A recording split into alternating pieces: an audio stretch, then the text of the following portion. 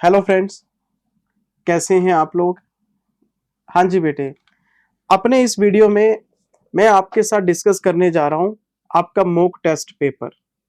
और सारे बच्चों को पता है कि एग्जाम से पहले एक रिविजनरी टेस्ट पेपर और दो मॉक टेस्ट पेपर आते हैं, हर बार आते हैं। आरटीपी वीडियो में आपको दे चुका हूं, वो आरटीपी हमने पहले डिस्कस कर ली थी। तो फिर थोड़ा सा रिवीजन में मैं बिजी हो गया था, तो एमटीपी डिस्कस नहीं कर पाया। तो ये एमटीपी के दो वीडियोज हैं जो मुझे आपको देने हैं। एक एमटीपी तो आया था मार्च 2024 में, एक आया था अप्रैल 2024 में, और ये दोनों के दोनों एमटीपी मई 24 एग्जाम्स के लिए हैं आपके। तो बेटे मैं डिस्कस कर लेता हूं। आज की इस वीडियो में मैं आपके साथ डिस्कस करने वाला हूं आपका मॉक टेस्ट पेपर 1। आज मैं डिस्कस करूंगा मॉक टेस्ट पेपर 1 सीरीज 1 मार्च 2024। एक मार्च सीरीज है, एक अप्रैल सीरीज है। अब आप बच्चे फटाफट पूछेंगे सर हमारे पेपर है, हमारे पास टाइम कम है, फटाफट बता दो इसमें देखने वाला क्या है। सिर्फ एमसीक्यू। सारे बच्चों को पता है 30 मार्क्स के एमसीक्यू है, 70 मार्क्स का आपका सब्जेक्टिव पेपर है। सब्जेक्टिव पेपर में लंबे क्वेश्चन आने, लेंथी क्वेश्चन आने, वो सारे मेरे क्लास में कराए हुए हैं। मैं क्लास बुक से लिस्ट बना के लाया हूं, ये रही। तो जो जो एमसीक्यू है वो मैं आपके साथ डिस्कस करूंगा अभी। 30 मार्क्स के एमसीक्यू में आपको सारे बता देता हूं। जब 70 मार्क्स वाले पोर्शन पे मैं आऊंगा तो वहां पे क्लास बुक का क्वेश्चन नंबर मेंशन करूंगा कि ये यहां पढ़ाया था, ये यहां पढ़ाया था, ये यहां पढ़ाया था। या तो क्वेश्चन डिट्टो आया या सिमिलर आया, मेरे पास कुछ नया बताने को है ही नहीं। तो मुझे सिर्फ एमसीक्यू डिस्कस करने हैं आपके साथ, और कुछ बताने के लिए मेरे पास है ही नहीं। तो 30 मार्क्स का एमसीक्यू है, 15 क्वेश्चन आएंगे दो दो नंबर के। इन्होंने जो पैटर्न एमटीपी में रखा है वही पैटर्न शायद आपका एग्जाम्स में रहेगा, क्योंकि पहला पेपर होना है अभी। तो पहला पेपर डाउटफुल होता है, जब तक होता नहीं पैटर्न पता लगता नहीं। तो एमटीपी से आइडिया लग सकता है कि हाँ यार ऐसे ही होगा। 15 क्वेश्चन दो दो नंबर के, और 15 दूनी 30, 30 नंबर के एमसीक्यू, 70 नंबर का पेपर सब्जेक्टिव है। तो जो लेंदी क्वेश्चन है वो सारे किए हुए हैं, एमसीक्यू हम डिस्कस कर लेते हैं। ये देखो बेटे, ये आपका इंटरमीडिएट ग्रुप 1 है। पेपर का नाम है जी एडवांस अकाउंटिंग। 100 मार्क्स का पेपर है, 3 घंटे आपको करने के लिए मिलेंगे। आपका पेपर दो हिस्सों में बटा होगा। आपका पहला हिस्सा होगा एमसीक्यू बेस्ड, और इसका दूसरा हिस्सा होगा डिस्क्रिप्टिव सब्जेक्टिव क्वेश्चंस का। और आपको पता है ये 30 मार्क्स का है, ये 70 मार्क्स का है। तो हम पहला पार्ट शुरू करने जा रहे हैं। Case scenario based MCQ 30 marks. Part 1 is compulsory. जैसे ही बच्चा ये वर्ड पढ़ता है ना, केस सिनेरियो बेस्ड, बच्चा टेंशन में। बच्चा कहता है सर केस स्टडीज आएंगी। अरे कुछ ना है भाई, कुछ नहीं है। नाम बड़ा है केस स्टडी। एक कहानी बनाएगा, उस कहानी के अंदर अलग अलग एएस डालेगा, और फिर उस एक कहानी के ऊपर मल्टीपल केस क्वेश्चन पूछेगा आपसे। एक ही क्वेश्चन के अंदर मान लो AS2 डाल दिया, AS9 डाल दिया, AS7 डाल दिया। एमसीक्यू तो एक ही बनना है ना। तो एक कहानी के ऊपर एक एमसीक्यू बनेगा। तो वो देखने में लगता है कि केस स्टडी है, पर कुछ नहीं है तो इंडिविजुअल क्वेश्चंस ही ना। डरने वाली क्या बात है। इतना कुछ पढ़ के आए हो, 330 घंटे मैंने आपको पढ़ाया, डरने वाली क्या बात है। कर लेंगे हम। अब इसमें इन्होंने क्या किया,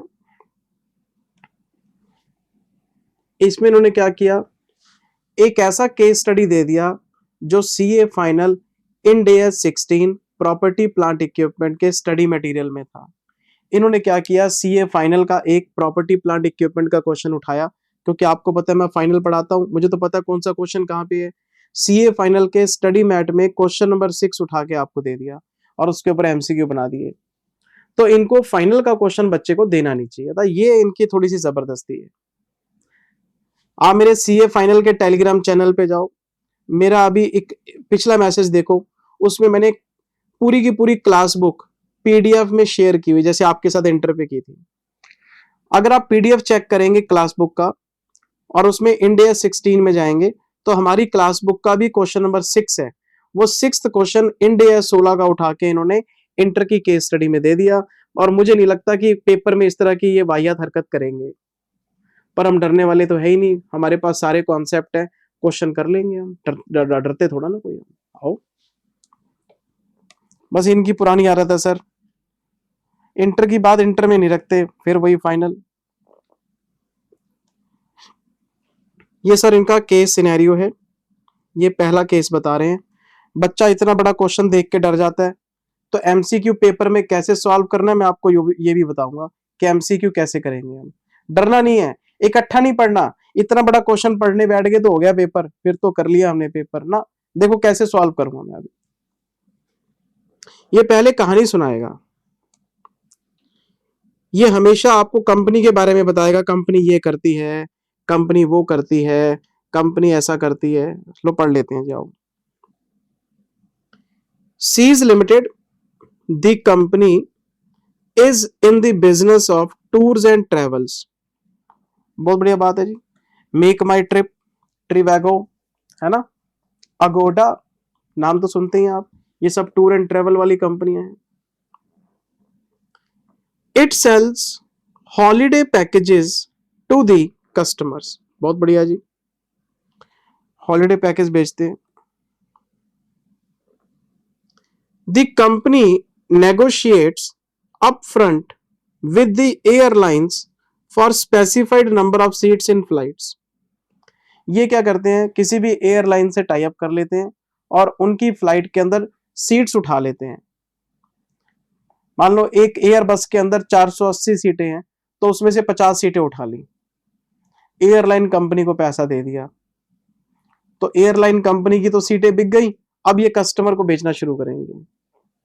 हम जब चेक करते हैं एयरलाइन कंपनी की साइट पे जाके, तो फ्लाइट फुल नजर आती है। वो फ्लाइट एक्चुअली फुल इसलिए होती है क्योंकि जो ट्रेवल एजेंट है वो पहले 20-20, 30-30 सीटें खरीद के बैठे होते हैं और फिर वो ब्लैक करते हैं सर, हमें महंगे दामों में मिलती है फिर वो। The company agrees to buy a specific number of tickets and pay for those tickets regardless of whether it is able to resell. मतलब बता ही रहा हूं, पहले सीटें उठा लेते हैं, कंपनी को पैसा दे दिया, अब इनकी बिके या ना बिके, एयरलाइन कंपनी की तो बिक गई, अब ये अपने कस्टमर ढूंढेंगे, उनको बेचेंगे। ऐसे ही चलता है सर, होटल इंडस्ट्री में भी ऐसा हो रहा है। बुक माई शो पे जाओ, थिएटर की आपने कोई फिल्म देखनी है, वो दिखाएगा सारी सीटें फुल है, जब थिएटर में पहुंचते हैं तो सारा खाली पड़ा होता है। पता नहीं क्या चल रहा है सर। बिजनेस क्लास की सीट ढूंढो, फुल है जी, ऐसा लगता है यार लोगों के पास पैसा ही बड़ा है, बिजनेस क्लास सारी फुल है। जब ट्रेवल कर रहे होते हैं आधी सीटें खाली पड़ी होती हैं, ऑनलाइन फुल दिख रही होती है, पता नहीं क्या चलता रहता है जी। होटल में चेक करो, महंगा होटल देख लो, सस्ता होटल देख लो, सब फुल है जी। वहां जाओ तो कोई बुफे में नजर नहीं आता कि गेस्ट है इनके पास, पता नहीं जी क्या चल रहा है। तो ये वही काम हो गया, उठा ली सीटें, अब कस्टमर ढूंढ रहे हैं। The rate paid by the company for each ticket purchase is negotiated and agreed in advance. ठीक है, जब बल्क में टिकट्स उठाएंगे तो प्राइस तो नेगोशिएट करेंगे कंपनी के साथ। The company also assists the customer in resolving complaints with the service provided by airline. Make my trip ने अपने कस्टमर को टिकट बेची, उसको कोई प्रॉब्लम आ गई, तो वो प्रॉब्लम एयरलाइन कंपनी से नहीं कहेगा, वो मेक माई ट्रिप वालों को फोन करके बोलेगा भाई रिजॉल्व कराओ, आप मेरे ट्रेवल एजेंट हो। तो ट्रेवल एजेंट की ड्यूटी बनती है, वो कहते हैं जी हम कस्टमर की कंप्लेंट भी लेते हैं। ठीक है, अगर एयरलाइन वाले तंग करेंगे तो हम सुनेंगे आपकी बात। कौन सुनेगा? Travel company. However, each airline is responsible for fulfilling obligation associated with the ticket, including remedies to a customer for dissatisfaction with the service. Customer travel agent को बोलेगा, ट्रैवल एजेंट एयरलाइन को बोलेगा, और एयरलाइन भी responsible है अपनी services के लिए। तो पता ही है सर, ये चेन होती है। पता नहीं ये कहानी क्यों सुनाई इसने। अब ये कहानी क्यों सुनाई, इसके लिए मैं आपको एक एमसीक्यू चेक कराता हूं इतनी कहानी पे। ये रहा जी पहला MCQ. What would be the basis of revenue recognition for Seas limited as per the requirements of accounting standard. क्या पूछ रहे हैं? Revenue recognition. अब यहां पे लग गया AS9, और AS9 की कॉपी खोलो जो मैंने क्लास में डेफिनेशन लिखवाई थी। मीनिंग ऑफ रेवेन्यू क्या लिखवाया था? Revenue means gross inflow. whether received or receivable. Gross inflow, जितना पैसा आपको ग्रॉस में मिलेगा वो आपका रेवेन्यू है। अब ऐसा तो है नहीं कि मैंने टिकट खरीदी 100 में, बेच दी 120 में, तो 20 रुपए मेरा कमीशन ना। 100 में खरीदी है, उसको खर्चे में डालूंगा, परचेज ऑफ टिकट। 120 में बेची है तो वो sale of ticket, gross basis पे। AS9, revenue means gross inflow, whether received और रिसीवेबल। आपकी कॉपी में पहली लाइन यहां से शुरू होती है, तो हमसे पूछ रहे हैं कि बताओ आपका रेवेन्यू किस बेसिस पे रिकॉर्ड होगा, तो कहने वाली क्या बात है, ग्रॉस बेसिस पे होगा।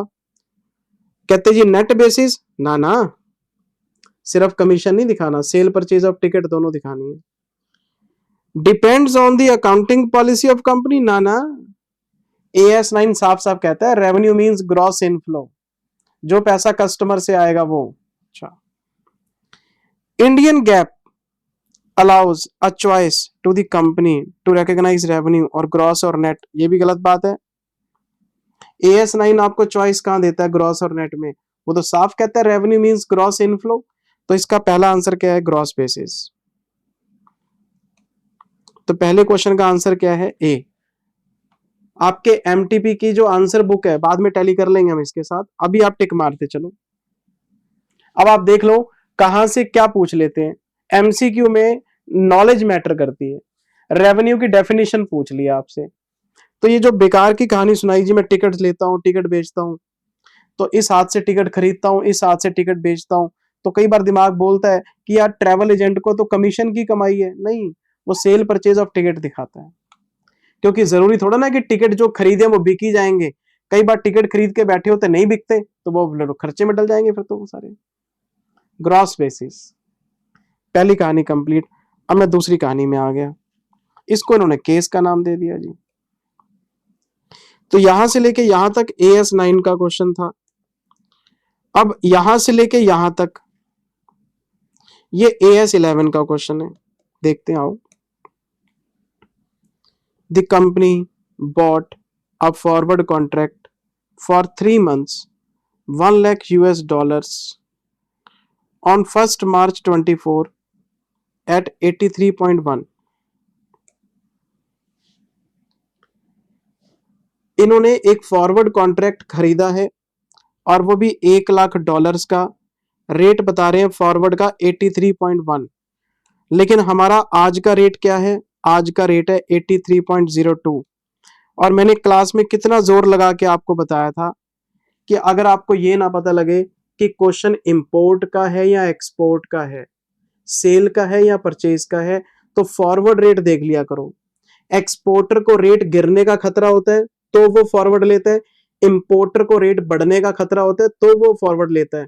तो अगर आपका स्पॉट रेट है 83.02 और आपने फॉरवर्ड लिया है 83.1 में, तो ये महंगा फॉरवर्ड है, इसका मतलब आपको रेट बढ़ने का खतरा होगा। इंपोर्ट का क्वेश्चन है, इंपोर्ट का क्वेश्चन है। तो ये $1 लाख की आपने कोई परचेज की होगी, तो आपने एंट्री क्या पास की होगी, आपने एंट्री पास की होगी purchase account debit to creditors, ये आपने एंट्री इस तरह से पास की होगी। अगर मैं इसको $1 लाख से मल्टीप्लाई कर देता हूं तो फिगर एग्जैक्ट हो जाएगी, तो 83,02,000 है ये। बस समझाने के लिए एंट्रियां $1 का रेट डाल दिया मैंने एक बार।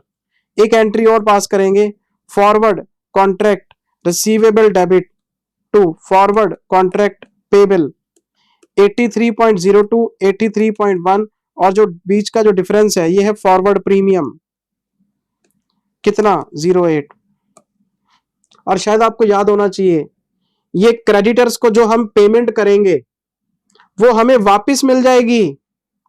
हम फॉरवर्ड रिसीवेबल को क्रेडिटर से लिंक कर देते हैं, जो पैसा क्रेडिटर आपके खाते से निकालेगा वो हमें वापस मिल जाएगा और हमारा पैसा फिक्स हो गया है। ये लो फिक्स, हमारे बैंक अकाउंट से 83.1 ही कटेंगे। किसी बच्चे को कॉन्सेप्ट क्लिक नहीं कर रहा, AS11 की रिविजनरी वीडियो भी दे दिया आपको मैंने, क्लास में भी बहुत प्यार से पढ़ाया था कि पहले क्रेडिटर को हम चेक बना के देंगे, वो स्पॉट रेट से आपके खाते से पैसे निकाल लेगा, फिर बैंक वो पैसे खाते में डालेगा, फिर वो पैसे निकालेगा जो आपका फॉरवर्ड है। तो 83.1 फिक्स हो गया, ये लॉक हो गया आपका। और ये नुकसान आपका फिक्स है, ये लॉस है आपका फिक्स्ड लॉस। अब आपको कभी इससे ज्यादा लॉस नहीं होगा। और मैंने एक बात और बताई थी कि इसको आपने एसएलएम बेसिस पे अमोर्टाइज करना है ओवर द कॉन्ट्रैक्ट पीरियड। अगर आपका कॉन्ट्रैक्ट 3 महीने का है तो ये फॉरवर्ड प्रीमियम आप 3 महीने में एलोकेट करोगे। और अगर बीच में बैलेंस शीट डेट आ जाती है तो बैलेंस शीट डेट तक का प्रीमियम इधर राइट ऑफ करेंगे, बैलेंस शीट के बाद का उधर राइट ऑफ करेंगे। और एक बात फिक्स है कि 83.1 अब इससे ज्यादा पेमेंट नहीं जाएगी, ये पेमेंट लॉक हो गई आपकी। और 8 पैसे से ज्यादा आपको कभी लॉस नहीं होगा। अगर 10 लाख इंटू में 8 पैसे करूं तो जो भी फिगर बैठती देख लेना आप। चलें आगे बेटे, पूरी कहानी सुना दी आपको। अच्छा मुझे एक बात बताओ, ये जो फॉरवर्ड कॉन्ट्रैक्ट है आपका 83.1 ये फिक्स हो गया है, इससे ज्यादा पेमेंट कभी आपकी जेब से नहीं जाएगी। आपका फॉरवर्ड कॉन्ट्रैक्ट पेबल फिक्स हो गया है, इससे ज्यादा पेमेंट आपकी जेब से नहीं जाएगी। आपने हेज ले लिया है, आपने रिस्क अवॉइड किया है, तो पेमेंट फिक्स हो गई आपकी। लेकिन आपका ये जो रिसीवेबल है ये फ्लक्चुएट करता रहेगा। क्यों? क्रेडिटर बढ़ेगा तो आपका कलेक्शन भी बढ़ेगा, क्योंकि जो क्रेडिटर को देंगे वो वापस आ जाएगा। अगर ये गिरेगा तो ये भी गिरेगा। इन दोनों को लिंक कर दिया। जब ये क्वेश्चन एक्सपोर्ट का होता था तो ऑपोजिट केस हो जाता था। मैं क्या कहना चाह रहा था, ये आपका फिक्स है 83.1 आपका फिक्स है, इससे ज्यादा पैसे तो नहीं जाएंगे। ठीक, तो मैं कभी भी फॉरवर्ड कॉन्ट्रैक्ट की वैल्यूएशन नहीं करता, मैं सिर्फ क्रेडिटर की वैल्यूएशन करता हूं, क्योंकि जो आपके क्रेडिटर्स हैं वो मॉनेटरी आइटम्स हैं।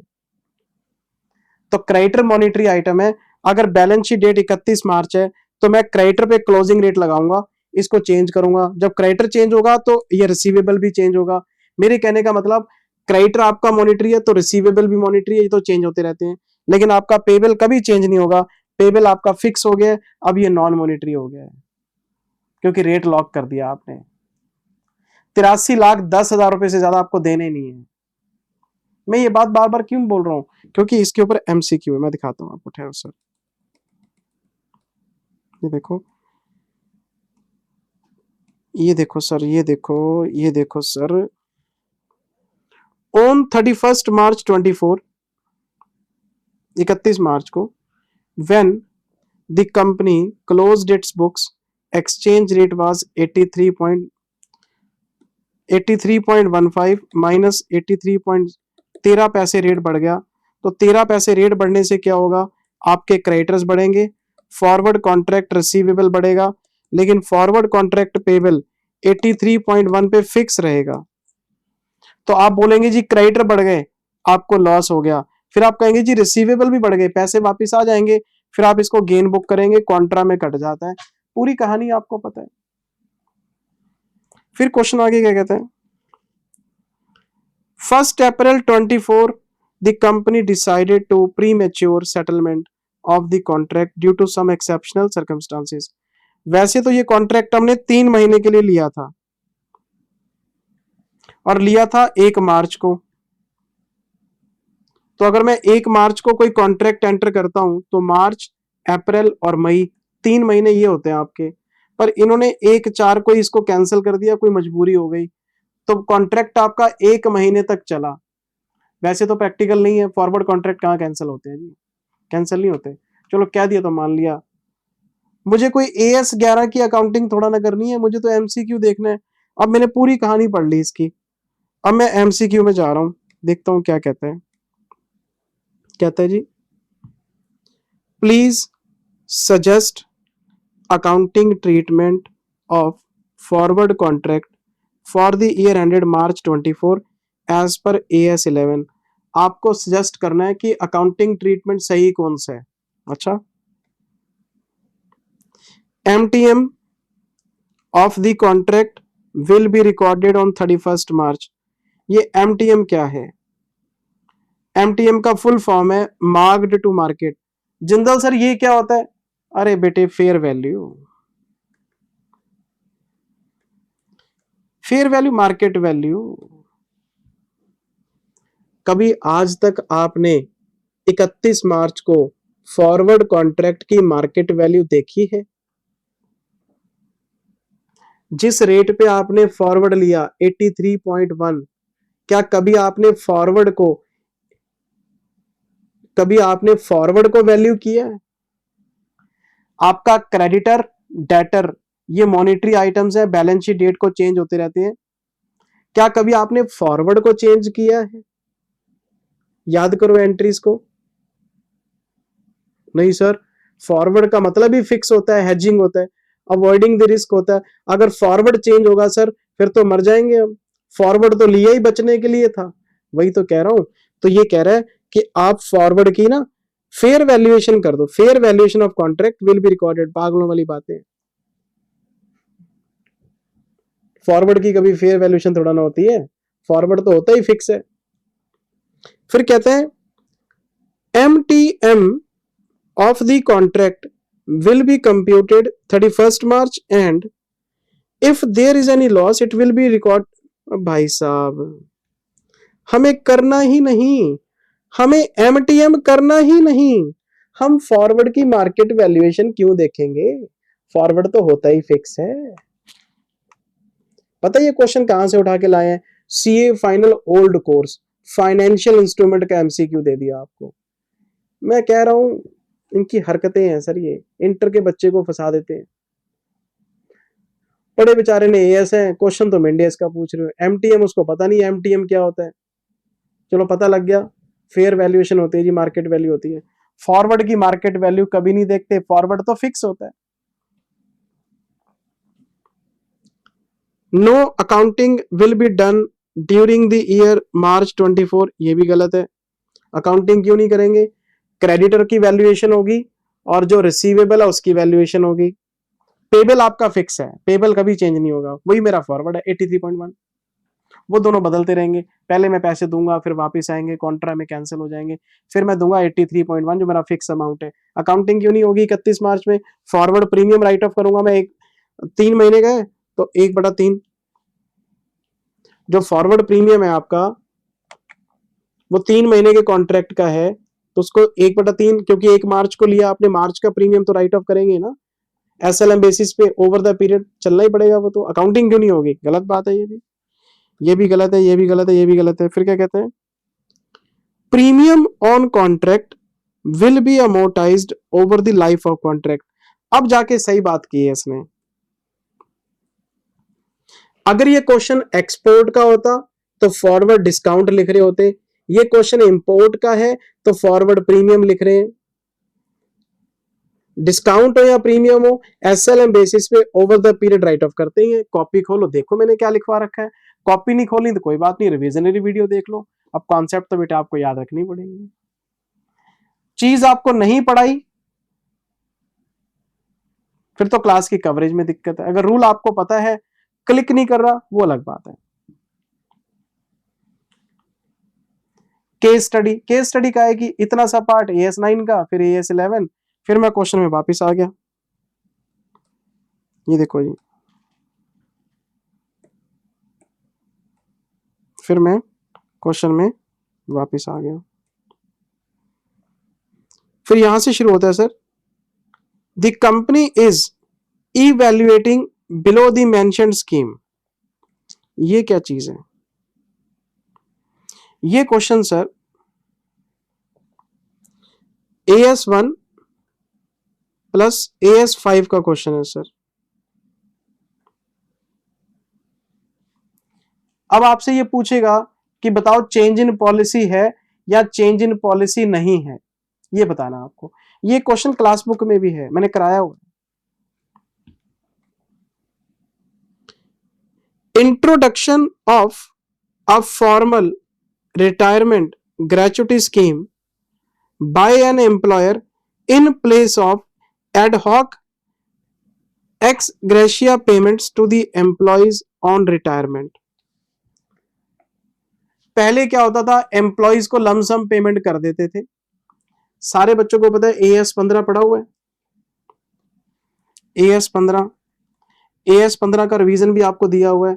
4 तरह के बेनिफिट्स होते हैं, एक शॉर्ट टर्म, एक रिटायरमेंट, एक अदर लॉन्ग टर्म, एक टर्मिनेशन। रिटायरमेंट बेनिफिट्स दो तरह के होते हैं, डीबीओ, डीसीओ। एक कंट्रीब्यूशन, एक defined benefit obligation. Defined benefit obligation में ग्रेचुटी, पेंशन, वो सब चीजें देते हैं। तो उसमें हम क्या करते हैं, हर साल उसकी अकाउंटिंग करते हैं, पीवीडीबीओ, प्लान एसेट्स, एक्चुरियल, वो करते हैं ना अकाउंटिंग। ये होना चाहिए। और ये क्या कर रहे थे, कोई अकाउंटिंग करते नहीं थे, एम्प्लॉय का रिटायरमेंट आता था उसको एडहॉक बेसिस पे पैसे दे देते थे। मतलब कैश बेसिस पे चल रहे थे आप। और अब ये कहता है introduction of a formal retirement gratuity scheme. इन्होंने एक फॉर्मल स्कीम इंट्रोड्यूस की है, ग्रेचुटी स्कीम। यानी अब ये अपनी अकाउंटिंग एएस 15 के हिसाब से करेंगे। और पहले क्या करते थे, एडहॉक बेसिस पे चलते थे। तो क्या ये चेंज इन पॉलिसी है? नो। आप इसे प्रायर पीरियड आइटम कह सकते हैं। जो आप पहले कैश बेसिस पे पेमेंट कर रहे थे, लेकिन अब आप स्कीम बना के प्रॉपर पेमेंट करेंगे, तो पहले गलती कर रहे थे क्योंकि एएस 15 फॉलो नहीं हो रहा था आपका, तो आपने करेक्शन की है फाइनेंशियल स्टेटमेंट्स के अंदर। ये एक तरह से पीपीआई है आपका। कुछ लोग इसको चेंज इन एस्टिमेट कह देते हैं, कुछ इसको पीपीआई कह देते हैं। मेरे से पूछेंगे तो ये पीपीआई है, क्योंकि एएस 15 को फॉलो ना करना गलती है। तो क्या ये चेंज इन पॉलिसी है? नो। अच्छा, फिर और देखते सेकंड पार्ट में। Management decided to pay pension to those employees who have retired after completing 5 years of service in the organ. जो एम्प्लॉय 5 साल की सर्विस आपको देगा, हम उसको ग्रेचुटी देंगे। कंपनी ने ये डिसाइड किया है। अच्छा, मतलब अगर कोई एम्प्लॉय 5 साल की सर्विस पूरी करेगा तो हम उसको रिटायरमेंट बेनिफिट देंगे, ये डिसाइड हुआ है। कोई बात नहीं। तो पहले क्या था, such employees will get pension 20,000 per month. ठीक है। Earlier there was no such scheme of pension in the organisation. पहले कभी ऐसी कोई स्कीम नहीं थी। अब मुझे एक बात बताओ, चेंज इन पॉलिसी क्या होता है? चेंज इन पॉलिसी का मतलब ये होता है, हम पहले कोई पॉलिसी यूज कर रहे थे, पहले मैं स्टॉक की वैल्यूएशन फीफो से कर रहा था, नहीं नहीं, फीफो से नहीं, वेटेड एवरेज से करूंगा। तो पहले पॉलिसी लगी हुई थी, उसको बदल के नई पॉलिसी लगाई है हमने, इसको बोलते हैं चेंज इन पॉलिसी। पर यहां तो पहले कोई पॉलिसी ऐसी थी नहीं, हम तो पहली बार इस्तेमाल कर रहे हैं। ये तो इंट्रोडक्शन ऑफ न्यू पॉलिसी है, ये तो नई पॉलिसी यूज हो रही है। तो नई पॉलिसी जब हम पहली बार लगाते हैं तो ये चेंज इन पॉलिसी थोड़ा ना है। चेंज किसको बोलते हैं, एक ट्रेडिशन चलता आ रहा था उसको बदल दिया। यहां तो पहले कोई ट्रेडिशन ही नहीं था, हम तो पहली बार। तो क्या ये चेंज इन पॉलिसी है? नो। ये भी चेंज इन पॉलिसी नहीं है, ये भी नहीं है। ये क्या है, ये पीपीआई है। और ये न्यू पॉलिसी है, इंट्रोडक्शन ऑफ न्यू पॉलिसी। जब कंपनी ग्रोथ करती है तो अपने एम्प्लॉयज को भी भागीदार बनाती है। तो कोई बात नहीं, कंपनी अपने एम्प्लॉयज के लिए अच्छा कर रही है, पहली बार कोई पॉलिसी लेके आए हैं, तो ये इंट्रोडक्शन ऑफ न्यू पॉलिसी है। It's not a change in policy. क्योंकि चेंज इन पॉलिसी का प्रोसेस सबको पता है, 3 स्टेप होते हैं। पहले जी सारे अकाउंटिंग इफेक्ट पास्ट पॉलिसी के निकालो, फिर सारे अकाउंटिंग इफेक्ट पास्ट पीरियड के लिए न्यू पॉलिसी से निकालो, फिर डिफरेंस लो, फिर उसको रेट्रोस्पेक्टिवली करना पड़ता है ना। तो चेंज इन पॉलिसी है ही नहीं, यहाँ पे मिस्टेक है, यहाँ पे इंट्रोडक्शन है। अब इसका एमसीक्यू चेक कराता हूं। ये रहा इसका तीसरा MCQ. You are requested to advise the company in respect of accounting requirements of above schemes related to employees benefit। क्या पूछ रहा है ये, पूछो। पहला केस चेंज इन पॉलिसी है और दूसरा केस चेंज इन पॉलिसी है नहीं, दोनों ही चेंज इन पॉलिसी नहीं है भाई साहब। नॉट चेंज इन पॉलिसी ये तो करेक्ट है, चेंज इन पॉलिसी ये इनकरेक्ट है, तो आंसर इनकरेक्ट है। Change in accounting policy, not change in accounting policy, ये भी इनकरेक्ट है। Not change in policy, not change in policy, ये दोनों सही है, क्योंकि दोनों ही पॉलिसी में चेंज नहीं है। एक करेक्शन ठीक हो रही है और एक इंट्रोडक्शन ऑफ न्यू स्कीम हो रही है। चलो जी सी।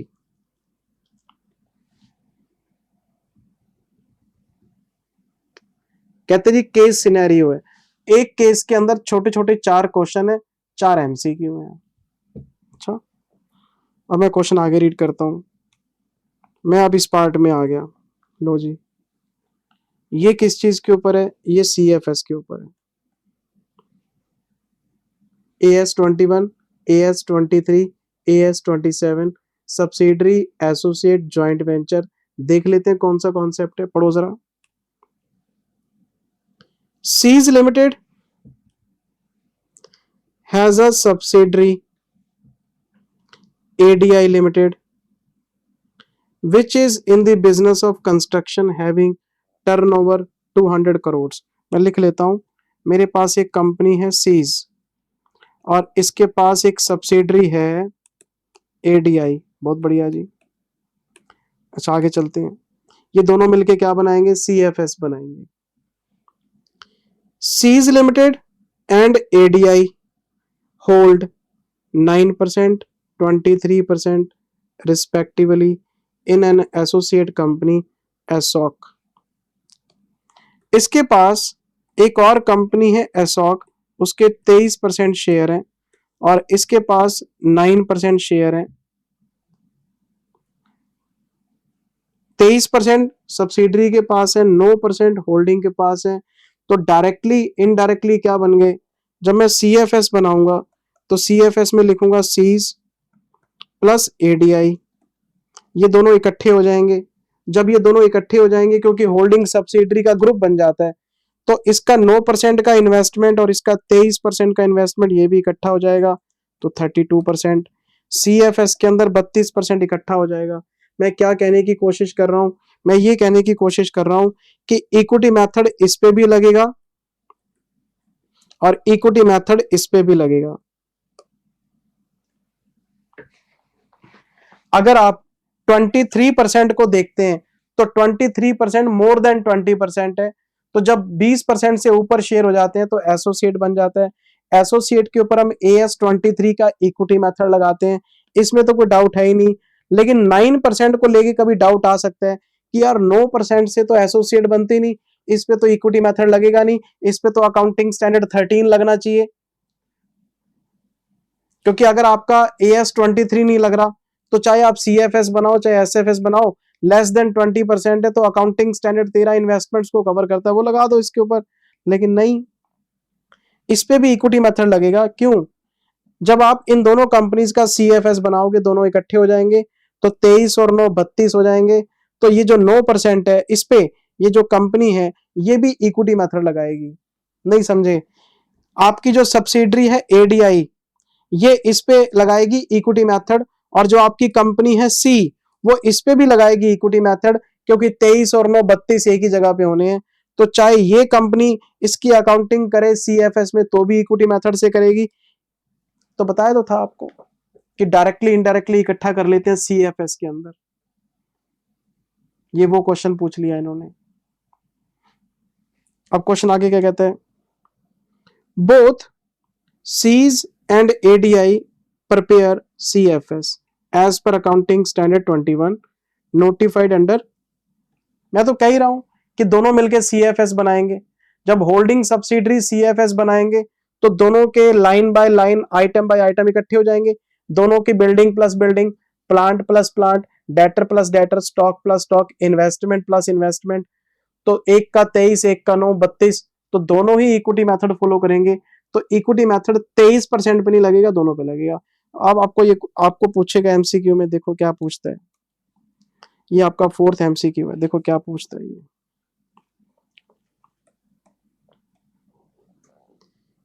Please comment regarding consolidation requirements for Seas limited and ADI using the below mentioned options. Correct, आपको करेक्ट ऑप्शन ढूंढ के देनी है। आओ, पहला, ADI would be using equity method for 23%। बिल्कुल ठीक कह रहे हैं, 23% पे इक्विटी मेथड लगेगा CFS के अंदर। Seas limited would consolidate ADI, ये भी ठीक कह रहे हैं, होल्डिंग सब्सिडरी को कंसोलिडेट करेगा। सब्सिडरी एसोसिएट को कंसोलिडेट करेगा, ठीक कह रहा है। Consequently automatically equity account 23% and separately account for the balance 9% as per AS 13। कहते 23%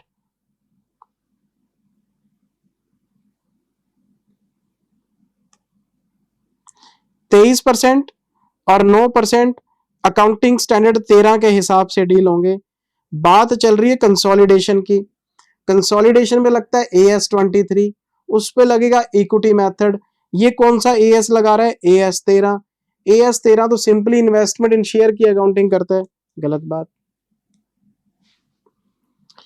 ADI would account for 23% as per AS 13, यही भी गलत हो गया, आगे जाऊंगा ही नहीं मैं। 23% तो पक्का ही एसोसिएट है, उस पर तो 23 लगा देता, उस पर भी AS 13 कह रहे हैं। AS 13 लगेगा ही नहीं CFS के अंदर। 23 और 9 32, 32 का 32 इक्विटी से चलेगा आपका। AS 13 का क्या काम? ये देखो, ये ऑप्शन भी गलत है, इसमें भी AS 13 यूज हो रहा है, मैं यही काट देता हूं। तो इसका ऑप्शन होगा C। कैसे पढ़ते हैं? ADI would account for 23% share in the company using equity method of accounting, बिल्कुल सही कह रहे हैं। C's Limited would consolidate ADI, ये भी ठीक कह रहा है, सब्सिडरी को कंसोलिडेट करेंगे, and consequently automatically account for ESOC 23 share and separately account for 9% share using equity method of accounting in CFS। 23% पे भी इक्विटी लगेगा, 9% पे भी इक्विटी लगेगा, बिल्कुल ठीक है, दोनों पे इक्विटी लगेगा, कहने वाली क्या बात है इसमें। ये 4 क्वेश्चन इन्होंने पूछे सर आपसे। पहला AS 9 पे था, पहला क्वेश्चन AS 9 पे था। दूसरा ये देखो, दूसरा AS 11 पे था, फॉरवर्ड कॉन्ट्रैक्ट की वैल्यूएशन नहीं करनी होती। तीसरा चेंज इन पॉलिसी पे था। चौथा AS 23 पे था, डायरेक्टली इनडायरेक्टली पे। मुझे पता है कि ये जितने भी इसने MCQ के क्वेश्चन उठाए हैं ये सब फाइनल के हैं, इसलिए आपको ऑड लग रहे हैं, पर बढ़िया ना बेटे, प्रैक्टिस करा रहे हैं हमसे, बढ़िया, हमारे कॉन्सेप्ट भी रिवाइज हो गए।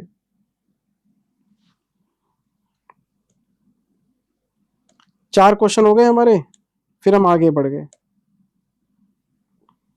ये हमारे पास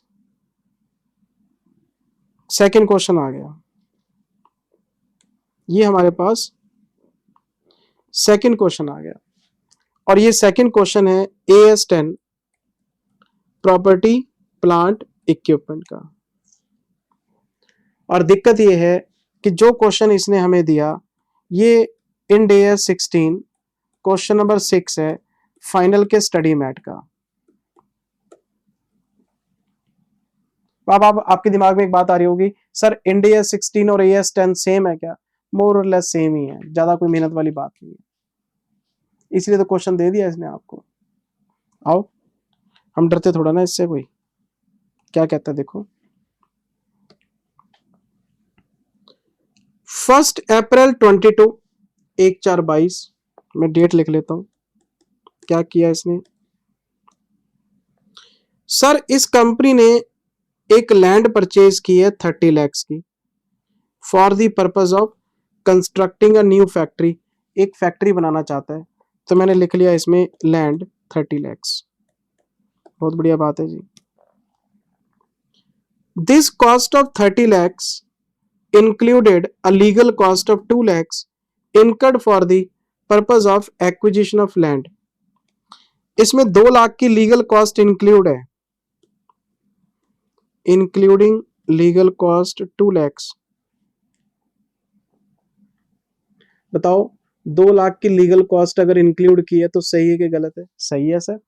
stamp duty, brokerage, legal fees, purchase price, अगर आप किसी भी एसेट की कॉस्ट निकालना चाहते हैं तो उससे रिलेटेड सारे एक्सपेंस आपके कैपिटलाइज होते हैं। ये कोई कहने वाली बात है? अगर 2 लाख की लीगल फीस कैपिटलाइज कर चुका, ये बिल्कुल सही किया इसने, हमें कोई प्रॉब्लम नहीं है। लेकिन मैं आपको यही बताना चाहता हूं कि कुछ खर्चे मना होते हैं सर। फॉर एग्जाम्पल, जैसे कॉस्ट ऑफ रीलोकेशन है, ये कभी भी कॉस्ट का पार्ट नहीं होता। कॉस्ट ऑफ इनॉग्रेशन सेरेमनी है, ये कभी भी कॉस्ट का पार्ट नहीं होता। आपके जो ओवरहेड्स हैं, ये तो ओवरहेड्स डायरेक्ट है, डायरेक्ट ओवरहेड्स तो लेने ही होते हैं, डायरेक्ट ओवरहेड्स में मनाही नहीं है। ये जो आपके जनरल ओवरहेड्स एलोकेशन है, ये अलाउड नहीं होते। जनरल ओवरहेड्स क्यों नहीं लेते? ऐसे तो आप कोई भी खर्चा डाल दोगे तो कॉस्ट बढ़ जाएगी एसेट की, आपके खर्चे कम हो जाएंगे। आपने खर्चा P&L में डालने की बजाय एसेट में डाल दिया, प्रॉफिट बढ़ा लिया ना। अगर कोई एक्सपेंस डायरेक्टली रिलेटेड है कंस्ट्रक्शन के साथ, मैं उसको लेने से मना नहीं करता, ले लो आप, क्योंकि डायरेक्ट है। लेकिन अगर आप आलतू फालतू के ओवरहेड्स, जनरल ओवरहेड्स का मतलब एसेट की कंस्ट्रक्शन से रिलेटेड नहीं है, तो वो इंक्लूड नहीं हो सकते। और मैंने ये बात क्लास में लिखवाई हुई है, मैं आपको चेक कराता हूं।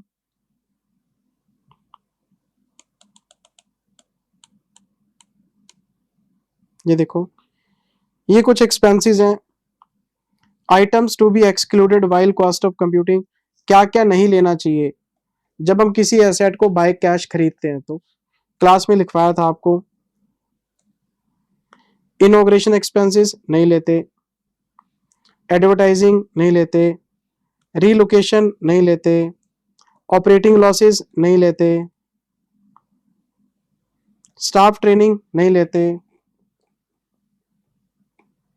और जो एक्सपेंस लेते हैं वो डायरेक्ट शेयर ले सकते हैं, जनरल ओवरहेड्स नहीं ले सकते हम।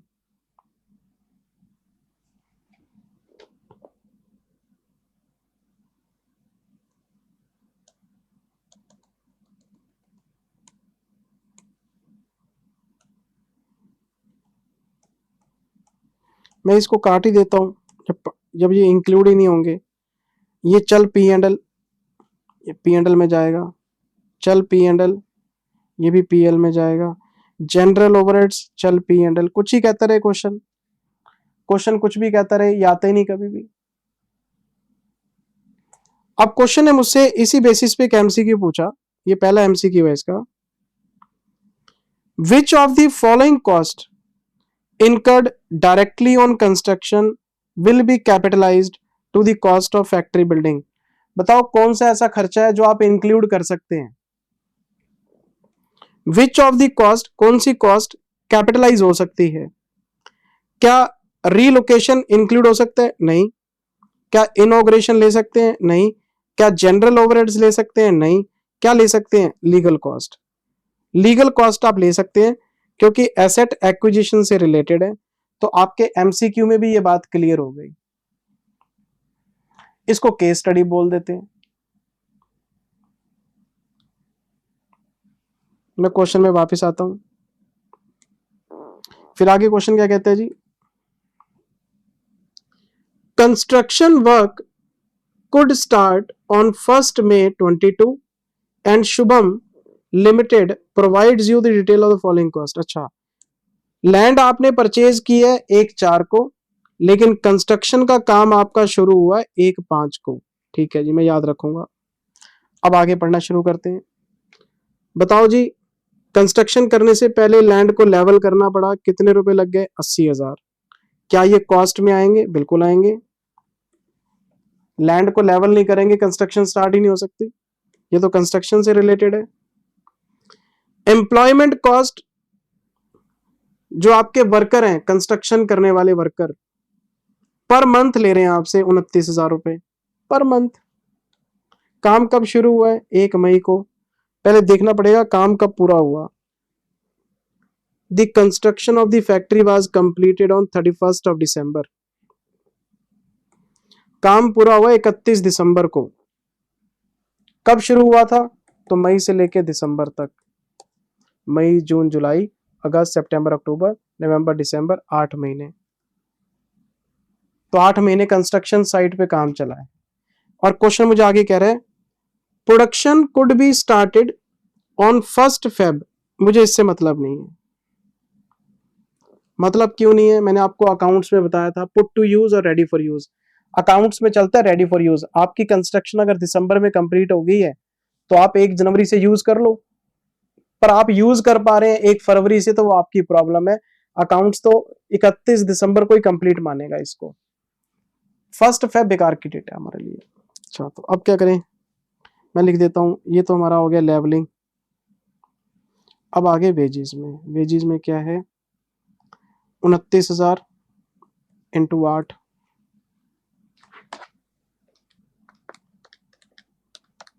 232। एक और एमसीक्यू करवा रहा हूं आपको, देखो। What amount of employment cost of construction workers will be capitalized to the cost of building 232? और ये कैसे आया? 29,000 इंटू 8 मंथ्स। और ये 8 मंथ्स कैसे आया? 1/5 से लेके 31 दिसंबर तक। हो गया जी काम। चलो आगे चलते हैं। फिर क्वेश्चन क्या कहता है, बताओ जी। परचेज ऑफ मटेरियल कितना है कंस्ट्रक्शन के लिए? 21,24,000 का मटेरियल आ गया। ये भी कंस्ट्रक्शन का ही पार्ट है, बिल्कुल ठीक है जी। फिर ओवरहेड्स हैं जी, इनका डायरेक्टली खर्च हुए हैं, कोई एलोकेशन नहीं है। एलोकेशन तो लेते भी नहीं। पर मंथ है 25,000, तो 25,000 इंटू 8, 2 लाख रुपए के ये हो गए। ये आपके डायरेक्ट ओवरहेड्स हो गए, बिल्कुल ठीक है जी। आगे चलते हैं। सारा क्वेश्चन पढ़ लिया। ये हो गया, ये हो गया, ये हो गया और ये हो गया, 3 कट गए। फिर क्वेश्चन हमें आगे कहता है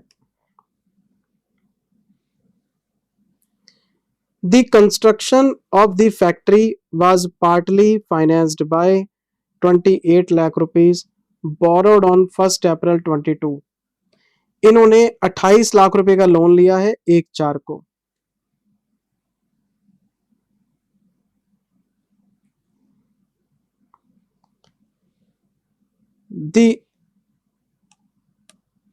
The loan was taken at an annual rate of 9%। पर आपका काम तो चला है 8 महीने। कंस्ट्रक्शन के लिए आपने लोन लिया है। 1 मई को कंस्ट्रक्शन स्टार्ट हुई है, 31 दिसंबर को बंद हुई है। 8 महीने का लोन आप 8 महीने आपको कैपिटलाइज करना चाहिए।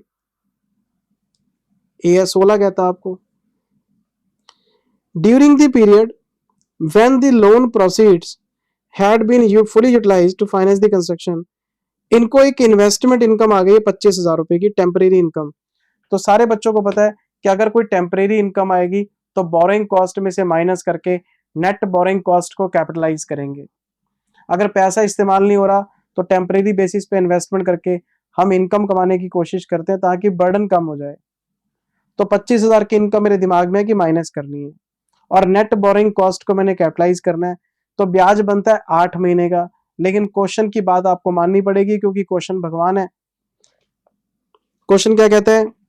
क्वेश्चन ये कहता है you are required to assume that. आप अज्यूम करो, अज्यूम करने की बात है।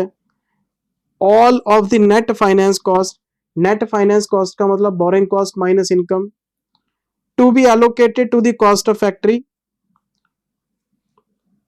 And interest cost capitalise based on 9 month period. लो कर दो ये बात।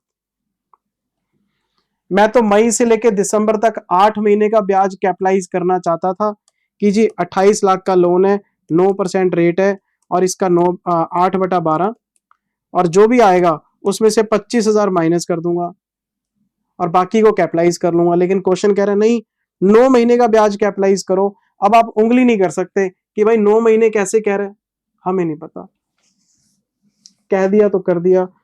तो अब होगा क्या, 28 लाख लो, इसका 9% लो, 9/12 लो और इसमें से 25,000 माइनस करो और मुझे बताओ कि नेट बोरिंग कॉस्ट कितनी आ रही है। तो 28 लाख का 9% डिवाइडेड बाय 12 इंटू 9 माइनस 25,000, 164 आ रहा है सर। तो ये जो 164 है, मैं इसको यहाँ पे बोरिंग कॉस्ट के नाम से ऐड कर दूंगा, टोटल मार दूंगा 80,000, 232, 21, 24, 2 लाख, 164, 28 लाख रुपए ये आ गए। 30 लाख की लैंड है, 28 लाख रुपए की कंस्ट्रक्शन है, 58 लाख हो गए हैं। लैंड पे डेप्रिसिएशन लगता नहीं, 28 लाख पे डेप्रिसिएशन लगेगा। अगर मुझसे पूछे क्वेश्चन की कॉस्ट बता, तेरी कॉस्ट कितनी है, मैं बोलूंगा 58, 30 प्लस 28। और अगर मुझसे पूछेगा बताओ डेप्रिसिएशन, तो मैं डेप्रिसिएशन 30 लाख पे तो निकाल नहीं सकता क्योंकि लैंड पे डेप्रिसिएशन होता नहीं। 28 लाख पे अभी डेप्रिसिएशन निकाल देता हूँ, वो मैं देख लूंगा। लेकिन आपको एक एमसीक्यू और कराना चाहता हूं मैं अभी।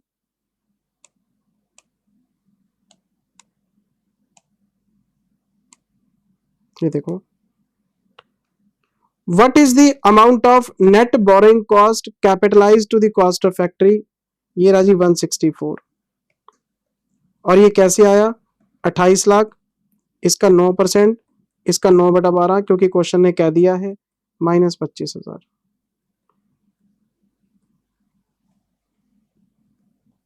क्वेश्चन ने कह दिया जी, हमने वर्किंग बना दी। अब क्वेश्चन का अगला एमसीक्यू क्या है, what will be the carrying amount after depreciation of the factory in the balance sheet Shubham Limited. लो कर लो बात, आपसे पूछ रहा है कैरिंग अमाउंट। तो कैरिंग अमाउंट कैसे आएगी, पहले मैं कॉस्ट लिखूंगा, माइनस करूंगा डेप्रिसिएशन, ये मेरी कैरिंग अमाउंट है, बुक वैल्यू है। तो कॉस्ट तो मुझे पता ही है कि 58 आई है, 58 के 2 हिस्से है, एक है 30, एक है 28। इस पे डेप्रिसिएशन लगेगा नहीं, इस पे लगेगा। तो मैं डेप्रिसिएशन के लिए अभी चेक करता हूं लाइफ क्या है, आओ मेरे साथ देखते हैं क्वेश्चन क्या कहता है लाइफ के बारे में। The overall useful life of the factory building estimated 40 years, 40 साल की लाइफ है। आपको पता है ना, दिसंबर में काम पूरा हो गया था, मई से दिसंबर, तो जनवरी फरवरी मार्च, तो मैं पहले साल में 3 महीने का डेप्रिसिएशन निकालूंगा।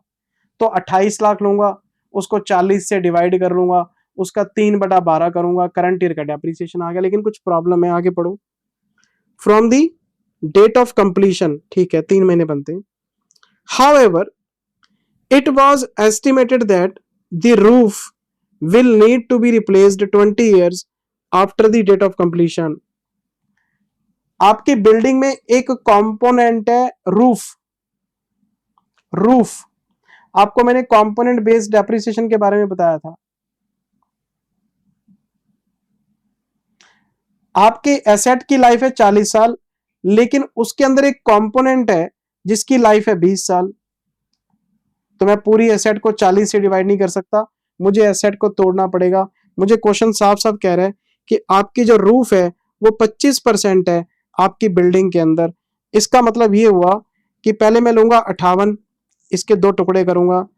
मेरे पास है, एक है लैंड 30 लाख की, एक है बिल्डिंग 28 लाख की, इसके 2 टुकड़े होंगे। बिल्डिंग 75% है और इसके अंदर मेरी एक रूफ है वो 25% है। तो ये 21 लाख हो जाएगा, ये 7 लाख हो जाएगा। इसमें से डेप्रिसिएशन माइनस होगा,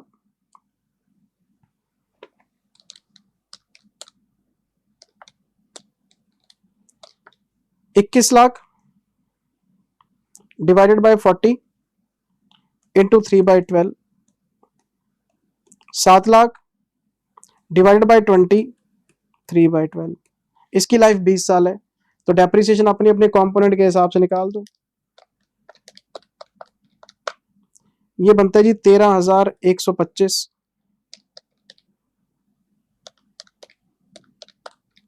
और ये बनता है जी 8750। अगर आप टोटल डेप्रिसिएशन की बात करें तो ये बनता है 21,875 का डेप्रिसिएशन बनता है। 58 लाख की मेरी कॉस्ट है, 21,875 का डेप्रिसिएशन माइनस कर लो, लैंड और बिल्डिंग मिला के 58 लाख बनते हैं ना, बट डेप्रिसिएशन माइनस कर लो बस, कितना आ गया 5778,125। देखो ऑप्शन में है क्या, 5778,125 है क्या ऑप्शन में? ये रहा सर, इसका ऑप्शन है बी। ये क्वेश्चन है बेटे। पहले इसने हमसे ये पूछा कि क्या क्या कॉस्ट में नहीं आएगा, तो रीलोकेशन नहीं आएगा, सेरेमनी नहीं आएगा, जनरल ओवरहेड्स नहीं आएंगे, हमें पता है इस बात का।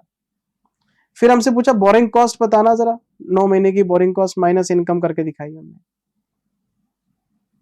डेप्रिसिएशन पूछ गया, कैरिंग अमाउंट पूछ गया आपसे, लेबर कॉस्ट पूछ गया, सब कुछ पूछ गया, कोई बात नहीं। ये वैसे फाइनल का क्वेश्चन था, इंटर में डाल दिया इन्होंने। ऊपर जो एमटीएम पढ़ा था आपने, वो भी फाइनल का क्वेश्चन था, क्या करें बताओ।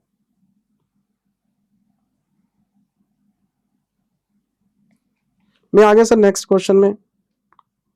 ये क्या है, ये बायबैक के ऊपर है, ये आपको आता है।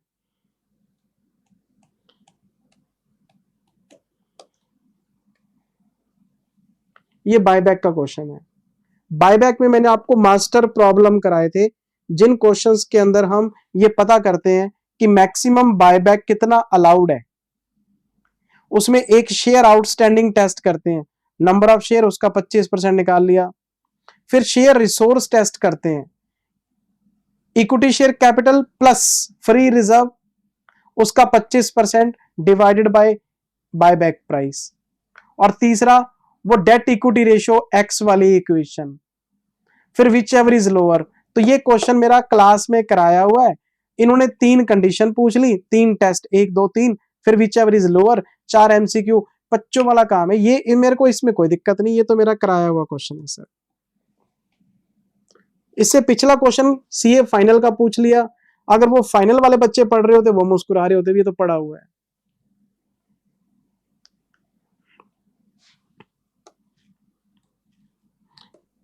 इतने हार्ड एमसीक्यू, जैसे पिछला क्वेश्चन इतना लेंदी था, इतना हार्ड एमसीक्यू मैं एक्सपेक्ट नहीं करता आईसीआई से कि आपसे पेपर में पूछेगा। कम से कम फाइनल का क्वेश्चन तो ना पूछे ना, ऐसे तो बच्चा क्या क्या पढ़ के आएगा फिर। बस इतना पढ़ लो, कंपनी कितने शेयर्स का बायबैक प्लान कर रही है, 25,000 का, 10 रुपए का एक, और बायबैक प्राइस क्या है, 20 रुपीज का। मुझे सिर्फ बायबैक प्राइस चाहिए 20 रुपए का। बाकी कहानी पढ़ लेना जी, आर्टिकल ऑफ एसोसिएशन में सही है जी, ये वो सारी कहानी। सीधे काम की बात कर। Here is a snapshot of Kesar balance sheet. Share capital बताओ कितनी बताई जा रही है, 12.5 लाख। लो पहला टेस्ट कराता हूं आपको, 12.5 लाख की कैपिटल है, 10 रुपए का एक शेयर है, तो नंबर ऑफ शेयर बनते हैं 1,25,000। और आपका जो शेयर आउटस्टैंडिंग टेस्ट है वो क्या कहता है, नंबर ऑफ शेयर का 25% ले लो। तो उस हिसाब से कितने शेयर्स बनते हैं, 31,250। तो ये रहा आपका पहला एमसीक्यू। बताओ जी, शेयर आउटस्टैंडिंग टेस्ट लगा के कितने नंबर ऑफ शेयर बनते हैं, 25,000 नहीं, 31,250। बायबैक का भी रिवीजन मैंने शेयर किया हुआ है, किसी बच्चे को कॉन्सेप्ट में दिक्कत हो, रिकॉल ना हो, रिवीजन चेक कर सकता है। बच्चे को पहले क्लासेस बहुत प्यार से रिकॉर्ड करके दी, शायद ही को टीचर 330 घंटे में रिकॉर्ड करके दे, इतना प्यार से पढ़ाया आपको। फिर बच्चे की क्वेरीज ली, जब वो पढ़ रहा था उसके व्हाट्सएप आते रहे, मैं जवाब देता रहा। फिर बच्चे को अमेंडमेंट्स और अपडेट्स देने के लिए हम प्रतिबद्ध हैं जब तक उसके पेपर नहीं होते। फिर सारे आरटीपी एमटीपी करा दिए उसके एग्जाम से पहले। फिर बच्चे को रिवीजन भी करा दिया, रिवीजनरी वीडियो भी दे दिए। फिर और क्या करूं आप बता दो। टेक्निकल सपोर्ट आपके पास अवेलेबल है, जब मर्जी कॉल करके आप टेक्निकल सपोर्ट ले लो, मेरी टीम आपकी सेवा में हाजिर है। अब इसके अलावा बच्चे की कैसे सेवा करें, सारा study mat, past exam, RTP MTP, revisionary video, आपकी क्वेरीज, जितनी सर्विस में जितनी सेवा बच्चे की कर सकता हूं उतनी कर रहा हूं। अगर अभी भी बच्चा नाराज है तो जय श्री राम, सवारी अपने सामान की खुद जिम्मेदार है सर, मैं क्या कर सकता हूं। ये सेम चीज मैं फाइनल वालों को कहता हूं, मैं इससे ज्यादा दे ही नहीं सकता बेटे आपको। फाइनल के स्टूडेंट को सारा स्टडी मेट कराया, 450 घंटे में उसको कोर्स कराया मैंने, बहुत प्यार से एक एक इंडियस डेप्थ में पढ़ाया। पहले उसको बहुत प्यार से क्लास दी, सारे आरटीपी एमटीपी कराए, फिर अमेंडमेंट्स अपडेट्स दिए, उसको भी रिविजनरी वीडियो दिए, जितने आपको दिए उतने उनको दिए। दोनों की क्लासेस इक्वल है, मैं भेदभाव नहीं करता बच्चों में। अगर आपको 20 दिए उनको भी 20 दिए, बराबर चलते हैं। उनको बड़े बड़े चैप्टर सारे रिवाइज कराए, उनकी भी क्वेरीज ली व्हाट्सएप के ऊपर पर्सनली मैंने। फिर भी अगर बच्चा नाराज है तो जय श्री राम, मैं क्या कर सकता हूँ। फिर जो टीचर आपको खुश कर सकता है उससे पढ़ लो। मेरी बात समझ रहे हो आप? अच्छा जी, दूसरा है हमारे पास एक और टेस्ट।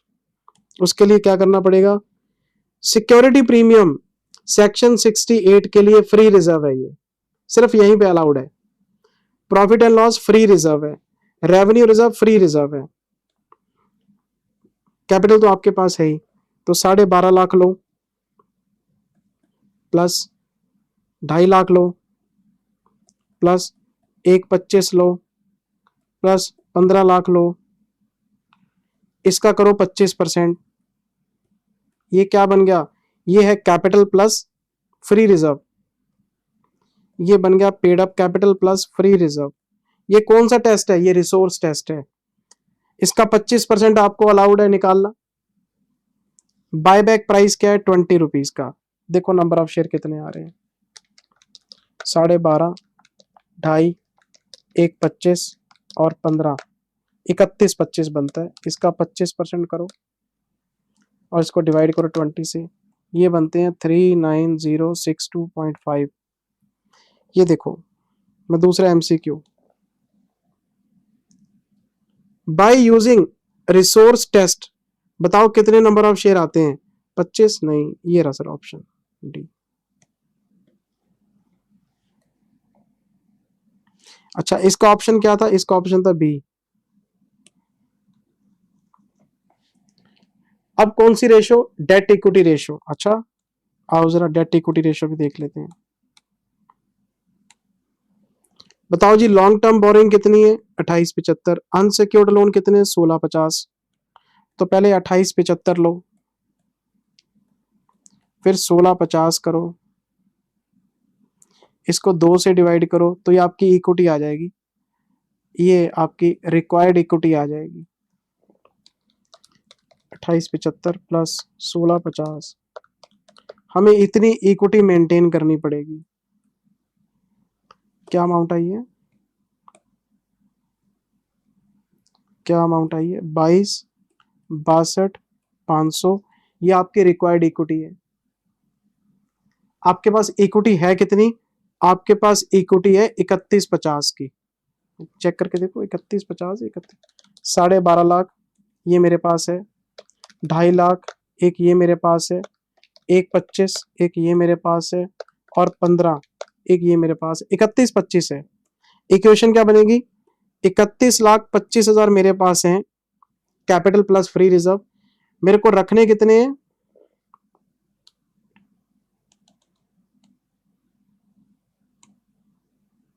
मेरे को रखने कितने, 22,62,500 मेरे को रखने इतने। ये 22,62,500 क्या, डेट इक्विटी के हिसाब से डेट का हाफ आपको रखना पड़ेगा। फिर माइनस करेंगे 10x, क्यों, सीआरआर। जब शेयर बायबैक करेंगे तो बायबैक की फेस वैल्यू के बराबर आपको सीआरआर बनाना पड़ा। इक्वेशन याद होनी चाहिए आपको। इसको डिवाइड करेंगे 20 रुपीज से और इक्वेशन रखेंगे x, और ये x क्या है, ये है number of share to be bought back. जितने शेयर बायबैक करने उसको x मान लिया, 10 से गुना कर लिया तो सीआरआर आ गया। इक्वेशन सॉल्व कर लो, ये इधर चला जाएगा।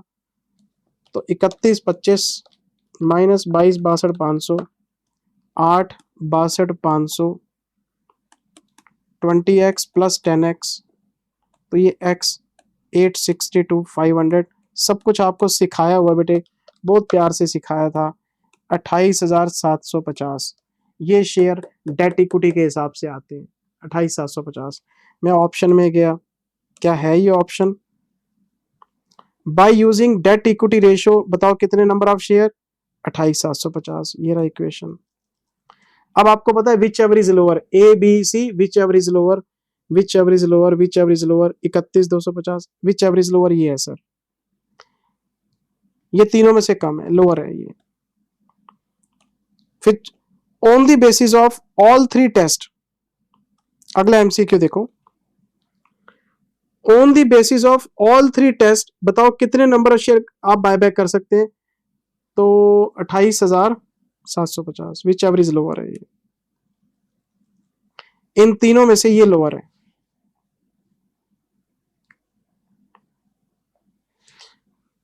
On the basis of all three test, तो तीनों टेस्ट में से सबसे लोअर कौन सा है? 28,750। हो गए क्वेश्चन, हो गए जी सारे, बस एक क्वेश्चन रह गया, एक दो क्वेश्चन। ये क्वेश्चन नंबर 4 है। All of the following cost are excluded while computing value of inventories, AS2 का क्वेश्चन है।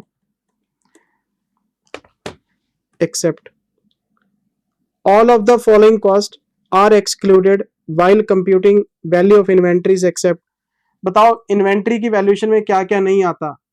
एबनॉर्मल लॉस नहीं आता, स्टोरेज कॉस्ट नहीं आती, सेलिंग एंड डिस्ट्रीब्यूशन ओवरहेड्स नहीं आते, सब कुछ पता है आपको।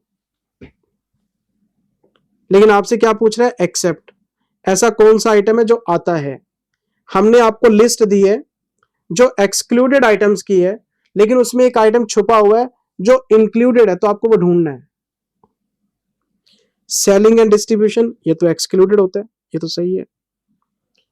एबनॉर्मल वेस्टेज ये भी एक्सक्लूडेड होता है, स्टोरेज कॉस्ट ये भी एक्सक्लूडेड होता है, allocated fixed overheads based on normal capacity ये इंक्लूड होता है सर। सारी चीजें आप एक्सक्लूड कर दो, लेकिन फैक्ट्री ओवरहेड्स तो आपको लेने ही पड़ते हैं। तो फैक्ट्री ओवरहेड्स एक्सक्लूडेड का पार्ट नहीं है, इंक्लूडेड का पार्ट है। तो ऑड आइटम ढूंढना था, ऑड ढूंढ लिया हमने। According to AS18 related party disclosure which one of the following is not a related party, बताओ किसको रिलेटेड पार्टी नहीं मानते? Single customer, single franchisor, single supplier, आपका financer, trade union, state controlled enterprises आपके related party नहीं होते। KMP भाई ये तो रिलेटेड पार्टी होता है। एसोसिएट ये भी रिलेटेड पार्टी होता है। शेयर होल्डर 30% ये भी रिलेटेड पार्टी है, क्योंकि 30% शेयर है, एसोसिएट बन गया। An entity providing banking facilities to the company, banking facilities का मतलब फाइनेंसर, आपका बैंक आपका फाइनेंसर हो सकता है, आपका रिलेटेड पार्टी नहीं हो सकता। अ प्रोसेस ऑफ रिकंस्ट्रक्शन या तो एक्सटर्नल होगा या इंटरनल होगा, which is carried without liquidating the company, तो जिसमें लिक्विडेशन करने की जरूरत नहीं पड़ती, वो तो इंटरनल रिकंस्ट्रक्शन ही हो सकता है आपका। क्यों? इन तीनों के अंदर लिक्विडेशन मस्ट होता है। आप एक्सटर्नल कर लो, मर्जर कर लो, कुछ भी कर लो, कंपनी लिक्विडेट होती है। इंटरनल रिकंस्ट्रक्शन में पुरानी कंपनी चलती है, वहां पे लिक्विडेशन नहीं होता। तो ये सारे एमसीक्यू मैंने आपको करा दिए बेटे, इसके आंसर मेरे चेक किए हुए सारे सही हैं, आंसर में कोई झगड़ा नहीं है हमारा। तो जितने मैंने टिक मारे हैं सारे सही हैं, सब ठीक है। लेकिन इसके बाद ये आता है 70 मार्क्स का पेपर। लो जी, मेरे पास लिस्ट बनी हुई है, फटाफट नोटिंग करते चलो। Question number 1A accounting standard 13 investment accounts का क्वेश्चन है जी ये, और ये क्लास बुक का क्वेश्चन नंबर 34 है, पेज नंबर 62 है, और ये मॉड्यूल 1 में है। आपको 2 मॉड्यूल दिए, 3 दिए थे, मॉड्यूल 1, मॉड्यूल 2, मॉड्यूल 3। 3 तो एमसीक्यू का था, पहले 2 मॉड्यूल सब्जेक्टिव थे। ये क्वेश्चन हमारी बुक में 34 है। आगे चलते हैं। 1B, ये क्वेश्चन है AS19 का, लीज अकाउंटिंग का, क्लास बुक का क्वेश्चन नंबर 29 है। पेज नंबर देखना है तो 119 है। कौन सा मॉड्यूल है? मॉड्यूल 2 सी। ये अकाउंटिंग स्टैंडर्ड 28 का क्वेश्चन है, इंपेयरमेंट का। क्वेश्चन नंबर है 11 क्लास बुक का, पेज नंबर 232 और मॉड्यूल 2 में है। ये सारे क्वेश्चन क्लास में कराए हुए हैं आपको। फिर मैं आ गया क्वेश्चन नंबर 2 में।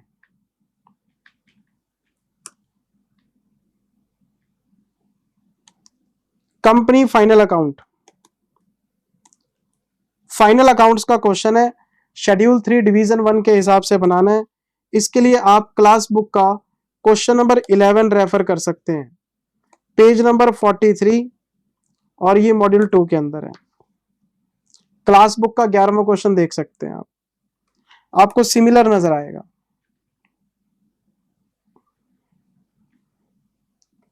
फिर इसमें question number 3B internal reconstruction का क्वेश्चन है जी।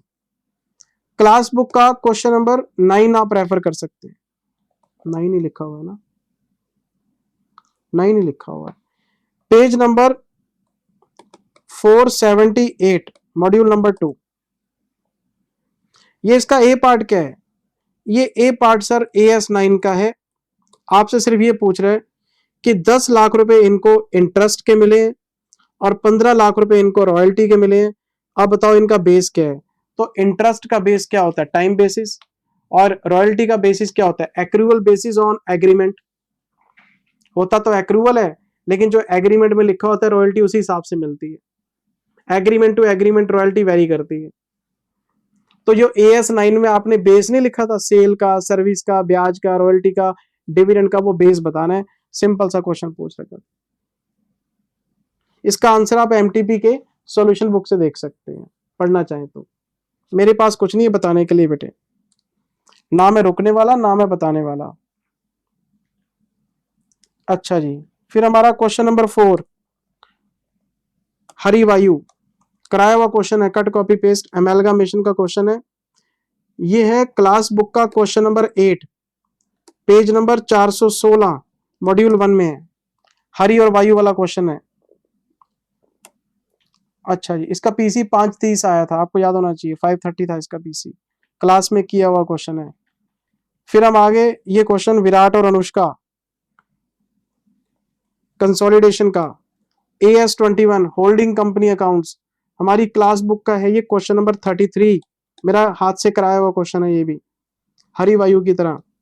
Page number 167 module number 2। ये सारे क्वेश्चन मेरे कराए हुए हैं। क्वेश्चन नंबर 6A, बताओ जी क्वालिटेटिव कैरेक्टरिस्टिक्स क्या होते हैं फाइनेंशियल स्टेटमेंट के। आपको मैंने एक चैप्टर कराया था, conceptual framework on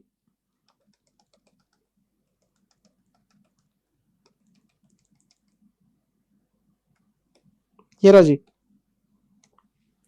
chapter number 19, आखिरी चैप्टर था हमारा सिलेबस का, conceptual framework on financial statement. इतनी चीजें मैंने आपको कराई थी और मैंने लिखा था हम इसको स्टडी मैट से डायरेक्टली पढ़ेंगे।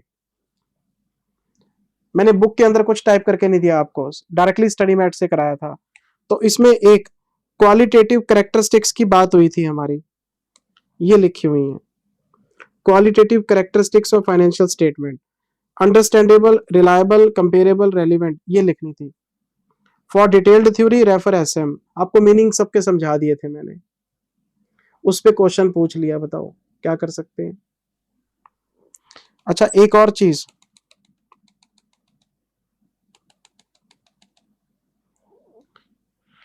बताओ जी क्या क्या इश्यूज हैं विच अकाउंटिंग स्टैंडर्ड्स डील। ये थ्योरी है बेटे, पढ़ लेना, मेरे पास कुछ नहीं है बताने को। MTP का PDF क्वेश्चंस का, MTP का PDF आंसर्स का, ये भी मैं लिंक के साथ डाल दूंगा, आप देख लेना प्लीज, आप नजर मार लेना। मैं क्या बताऊं इसमें, ये मेरे पास कैश फ्लो का क्वेश्चन आया, ऑपरेटिंग एक्टिविटीज का कैश फ्लो दे रखी है, डायरेक्ट क्वेश्चन है। ये हमारी क्लास बुक का क्वेश्चन नंबर 8 है, पेज नंबर 215 है, मॉड्यूल 1 में। Operating operating operating, investing, financing और इन्वेस्टिंग, क्योंकि इंटरेस्ट एंड डिविडेंड मिला आपको। परचेज है तो operating, operating, operating, operating, investing, financing, financing, cash flow tally करके परे मारो। 4 नंबर का क्वेश्चन, बच्चों वाला क्वेश्चन दे रखा है, बताओ। डिट्टो क्वेश्चन क्लास बुक में है। ये क्या जी, ब्रांच। लो जी, क्लास बुक का क्वेश्चन नंबर 3। डिट्टो चाहिए तो 22 कर लो, ये लो 22। वही डबल लोडिंग का क्वेश्चन है, रिटेल ब्रांच का क्वेश्चन है, double loading. Cut copy paste ditto figure हमारी बुक के अंदर है, सेम क्वेश्चन मैंने कराया हुआ है। क्वेश्चन नंबर 22 है जी, पेज नंबर 268 है, मॉड्यूल नंबर 2 है। ब्रांच अकाउंट्स का क्वेश्चन है, ब्रांच अकाउंट्स का, ब्रांच अकाउंट्स का क्वेश्चन है। लो जी, एमटीपी खत्म। Thank you very much, take care, bye bye. आज एमटीपी 1 दे रहा हूँ, कल एमटीपी 2 दूंगा, काम खत्म। और फिर मेरी बेस्ट विशेष ले लेना अपने एग्जाम्स के लिए। धन्यवाद, love you, take care, bye bye. सिर्फ एमसीक्यू रेफर कर लेना और कुछ नहीं है इसमें।